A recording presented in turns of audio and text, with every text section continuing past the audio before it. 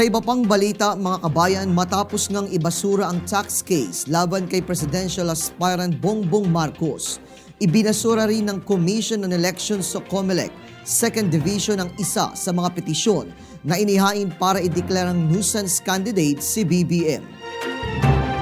Batay sa resolusyon ng poll body, malinaw na seryoso ang intensyon ni Marcos na tumakbong Pangulo sa eleksyon 2022. Sa ilalim ng panuntunan ng komisyon, may tuturing na nuisance candidate ang isang kandidato kung ang pagtakbo niya ay gagawing katatawanan ng election process, guluhin ang proseso at kung malinaw na hindi ito seryoso sa kanyang paglahok sa eleksyon.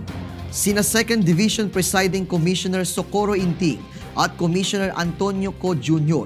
ang lumagda sa resolusyon na tuluyang nagbabasura sa petisyon ni Danilo Lihay-Lihay. Sa isang mensahe ni COMELEC spokesperson James Jimenez, inihayag dito na ang naturang petisyon ay inihain ni Danilo Lihay-Lihay na isa ring 2022 presidential aspirant.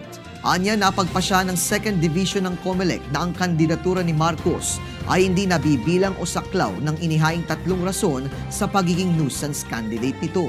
Matatandaang si Marcos Jr. ang standard bearer ng Partido Federal ng Pilipinas para sa 2022 presidential elections at running mate niya si Davao City Mayor Sara Duterte na anak ni Pangulong Rodrigo Duterte. Nabatid na bukod naman sa naturang petisyon, mayroon pang 6 na petisyong inihain sa COMELEC na umahamon sa presidential bid ni Marcos Jr. Kabilang dito ang 2 na umihiling na kanselahin ang kanyang Certificate of Candidacy at 4 na pawang disqualification cases.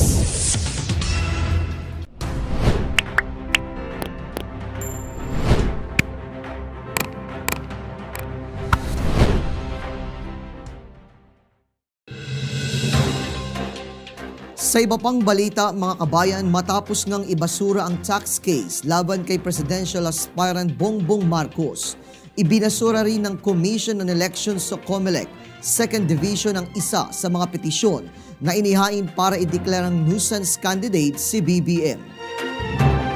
Batay sa resolusyon ng poll body, malinaw na seryoso ang intensyon ni Marcos na tumakbong Pangulo sa eleksyon 2022. Sa ilalim ng panuntunan ng komisyon, may tuturing na nuisance candidate ang isang kandidato kung ang pagtakbo niya ay gagawing katatawanan ng election process, guluhin ang proseso at kung malinaw na hindi ito seryoso sa kanyang paglahok sa eleksyon.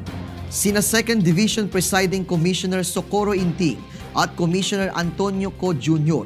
ang lumagda sa resolusyon na tuluyang nagbabasura sa petisyon ni Danilo Lihay-Lihay. Sa isang mensahe ni COMELEC spokesperson James Jimenez, inihayag dito na ang naturang petisyon ay inihain ni Danilo Lihay-Lihay na isa ring 2022 presidential aspirant. Anya, napagpasya ng Second Division ng COMELEC na ang kandidatura ni Marcos ay hindi nabibilang o saklaw ng inihaing tatlong rason sa pagiging nuisance candidate nito.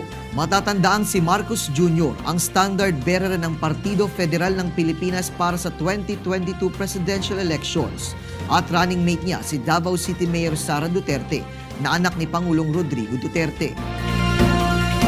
Nabatid na bukod naman sa naturang petisyon, mayroon pang 6 na petisyong inihain sa COMELEC na umahamon sa presidential bid ni Marcos Jr.